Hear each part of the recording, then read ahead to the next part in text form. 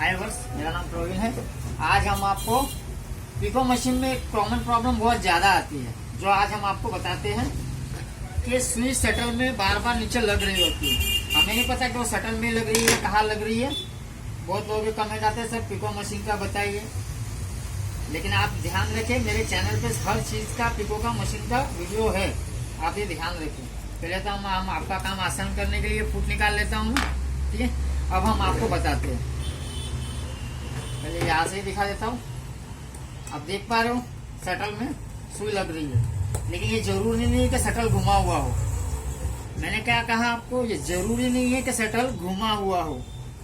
ये देख रही हो ये कहाँ लग रही है, मैं आज आपको बताता हूँ। आप देख सकते हो शटल पूरा घूम रहा है, और ये जो उसका स्टॉपर है, ये सुई को हम थोड़ा सा यानी कि नीडल को थोड़ा ऊपर ले लेते हैं। ये ऊपर गए, ये आप देख रहे हो जहाँ पे ये स्टॉपर लगता है, कभी कभी इसमें अगर अंदर की साइड धागा फंस जाए तब ये अपनी साइड से ये साइड में हो जाता है। देख लीजिए ये पूरी की पूरी साइड हो गया है। इसे आज हम आपको बताएंगे इसे सेंटर में कैसे करना है। ये देखिए ये स्क्रू आप खोले और इसे हमें आज, और दूसरा स्क्रू जो यहाँ दिया गया है आप देख सकते हो, ये उससे आगे पीछे होगा, ऊपर नीचे भी होगा, ठीक है। इसे हमें भी खोल देना है। इसे मैंने खोल दिया, और इसे अब पहले तो हमें ये कटोरी को सीधा कर देना है, और इसके अंदर इसके फिट करना। पहले तो यह आप ध्यान रखें, अगर ये खुला हुआ है तो पहले इसे फिट कर दे सेंटर में रख के।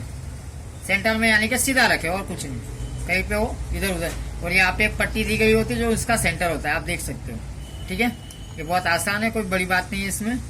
लेकिन बहुत लोग यही बोलते हैं सर शटल बार बार घूम जाता है। अरे शटल नहीं घूमता है, कभी कभी धागा अगर फंस जाए बहुत दिनों के बाद मशीन चलाने के, तब ये होता है। तो आप ये ध्यान रखें। ये जो कटोरी है, मैं वापस आपको ये थोड़ा सा डिटेल में समझा देता हूँ। इसके बारे में और शटल के बारे में मैंने फुल वीडियो बनाया, उसे भी आप एक बार जरूर देखें मेरे चैनल पे ही। ये जो कटोरी का भाग है, यहाँ पे एक देख सकते हो एक जगह दी गई है कटोरी के बीच में, उसे हमें यहाँ पे आप देख सकते हो ये है। इसे सीधा करें, और ये जो है ये पॉइंट वो कटोरी के जहाँ जगह है थोड़ी सी सेंटर में रखें, और ध्यान रहे कि उसमें थोड़ा गैप रहे। आप ये नहीं है कि पूरा उसको सीधा करके सटा के रख देना है, उसे हमें एकदम क्लोज नहीं रखना है, थोड़ा सा उसमें गैपिंग रखनी है, थोड़ी सी हल्की सी गैपिंग होनी चाहिए जिससे शटल घूम पाए। मैं आपको पूरा नॉलेज दे देता हूँ। इसमें ये कटोरी सिर्फ पकड़ के रखता है, बाकी का हमारा ये शटल पूरा घूमता है, आप देख सकते हो। ये देख लीजिए आप सुई लगनी बंद हो गई है, आपने देखा, ये देखिए आप देख सकते हो सुई लगनी बिल्कुल बंद हो गई है। क्यों? क्योंकि ये कटोरी अपनी जगह से हट गई थी, ये स्टॉपर अपनी जगह से हट गया था, इस वजह से ये प्रॉब्लम आ रही थी हमें।